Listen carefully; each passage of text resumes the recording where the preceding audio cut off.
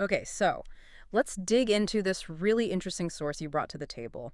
It's called Compassion Begins at Home, and it was originally in Coffee Talk. Hmm. And right off the bat, it asks something pretty fundamental, cuts right through things. Yeah, it really does. It zeroes in on what genuine compassion actually looks like. Yeah. The source kind of challenges us from the get-go, doesn't it? Yeah. Posing this really pointed question about where care truly starts.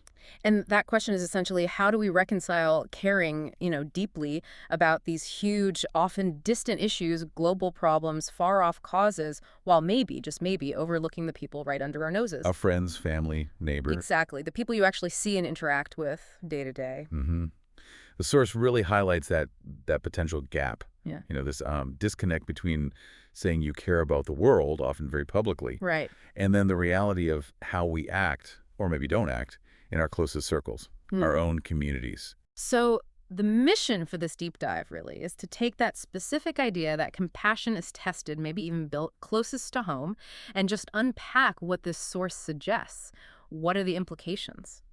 And it's important, I think, to stress that the source isn't saying, don't care about global issues. Not at all. No, no. It's more about questioning the integrity, maybe, the authenticity of that wider care if it sort of sidesteps the hard stuff nearby. The messy stuff. Yeah, the messy, inconvenient, often unseen challenges Yeah. of actually showing up for people you know. Right. It kind of reframes looking after those nearby, not as some small secondary task, but as the absolute foundation, the training ground for real empathy. Like, can you handle the demands of caring for family when it's tough?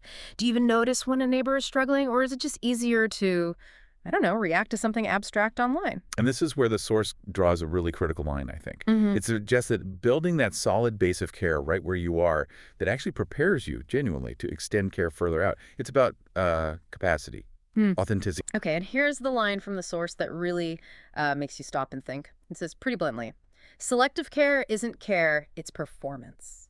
Oof. Yeah, that phrase has weight, doesn't it? It It does. suggests that if your compassion is only aimed outwards, at big causes or anonymous groups, maybe through things like uh, sharing posts online, visible stuff that doesn't cost much, Hmm. while you're maybe ignoring the real tangible needs next door, well, that might be less about true empathy and more about looking like a caring person. It pushes you to check your motives, really. So the challenge here from Compassion Begins at Home, it's pretty stark, isn't it? It's like instead of just saying you care on this grand scale, prove it. Show it through actions, starting with the people physically closest to you. That's the crucible, the source argues, where Yeah. compassion is actually forged and tested. Yeah. It takes this big, sometimes fuzzy idea of compassion and just grounds it right here in the everyday, sometimes difficult reality of relationships and community life. The strength, the realness of it comes from how you handle your immediate circle. Okay, so wrapping this up, what does this perspective, this deep dive into your source, really leave us with? Compassion Begins at Home argues pretty powerfully that real, authentic care shows up first in our closest relationships. It suggests neglecting those nearby while, focusing all your energy on distant causes. Yeah. Well, that might say more about wanting validation than having genuine empathy. The source really pushes us then to test our compassion locally, prove our care through those close to home actions, not just talk about it globally. Yeah, where is your empathy actually being built? Right. Where is it being challenged? So here's the final thought to maybe chew on based on this source.